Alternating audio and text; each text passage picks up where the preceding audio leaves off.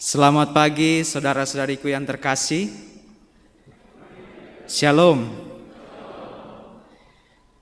Pada hari ini sebagai umat Katolik kita merayakan Hari Raya Tuhan kita Yesus Kristus, Raja Semesta Alam. Hari Raya ini ditetapkan oleh Paus Pius ke-11 tanggal 11 Desember tahun 1925 dalam sebuah ensiklik Quas Primas. Hari raya ini dirayakan setiap minggu terakhir tahun liturgi. Kita diajak untuk merenungkan dua hal. Yang pertama yaitu Kristus sebagai Tuhan dan Raja. Dan yang kedua yaitu kita diajak untuk merenungkan kedatangan Kristus yang kedua kalinya pada saat penghakiman terakhir. Dalam ensiklik ini ditegaskan bahwa damai sejahtera tidak akan bertahan lama jika orang menolak untuk tunduk dan taat pada Yesus Kristus, Sang Raja. Yesus datang membawa damai bukan perang. Dia datang membawa keadilan bukan kekacauan.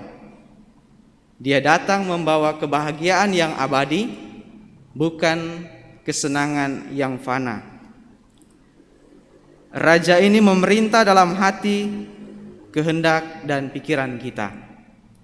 Saudara-saudariku yang terkasih, dalam bacaan pertama tadi dikisahkan penglihatan Nabi Daniel akan datangnya seorang anak manusia, yaitu Yesus Kristus dalam kemuliaan.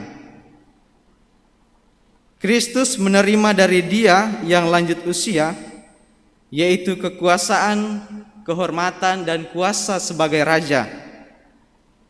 Segala bangsa, suku bangsa dan bahasa akan tunduk padanya. Kekuasaannya kekal dan kerajaannya tidak akan binasa. Dalam bacaan kedua di kitab Wahyu dikisahkan bahwa Kristus yang pertama bangkit adalah penguasa atas semua raja-raja di bumi, dan Ia sungguh Maha Pengasih.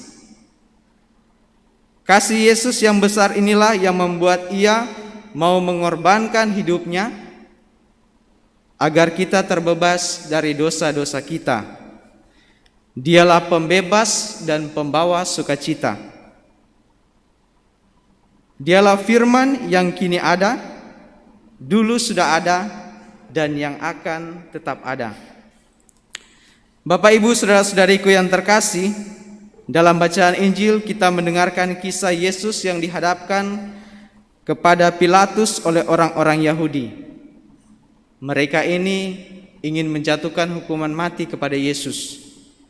Tetapi mereka sadar bahwa mereka butuh izin dari gubernur Romawi, sehingga mereka meminta Pilatus untuk mengadili Tuhan Yesus. Pilatus sendiri bingung, ia bukan orang Yahudi, tetapi orang-orang Yahudi dan imam-imam kepala meminta dirinya mengadili Yesus. Ia bertanya apakah yang Yesus telah perbuat.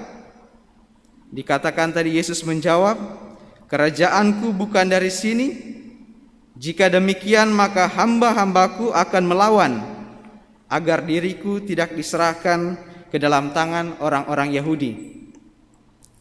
Lalu Pilatus bertanya lagi, "Jadi engkau adalah raja?" Jawab Yesus, "Aku adalah raja.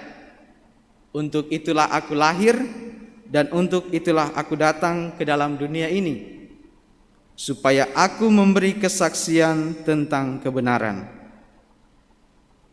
Kristus adalah Raja yang datang dari Allah untuk membebaskan, mengampuni dan memberikan damai bagi kita manusia. Saudara-saudariku yang terkasih, dari sisi kita sebagai manusia, Yesus adalah Raja. Artinya apa? Kita membiarkannya menguasai seluruh hidup kita.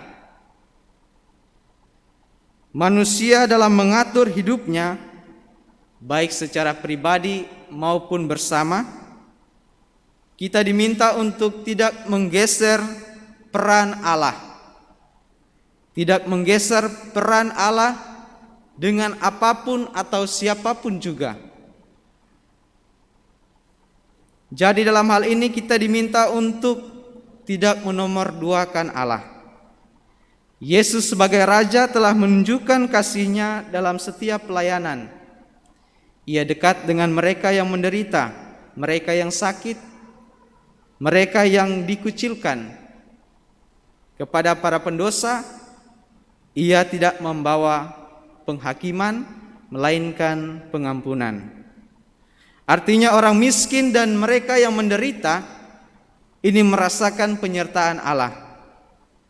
Kristus adalah wujud konkret kehadiran Allah yang tidak pernah meninggalkan umat-Nya. Saudara-saudariku yang terkasih, hidup kita sebagai orang beriman merupakan hidup dalam gerak kerajaan Allah. Yesus adalah wujud konkret pelaksana kehendak Allah. Ia bahkan rela menderita, bukan karena Ia mau untuk menderita, tetapi menderita adalah konsekuensi dari Dia yang mau melaksanakan kehendak Allah. Berpalinglah dan bergegaslah menyambut Allah untuk hadir dalam hidup kita. Semoga kita mau membuka diri agar Kristus senantiasa merajai hati kita. Kita mau menerima bimbingannya agar hidup kita senantiasa terarah kepada keselamatan.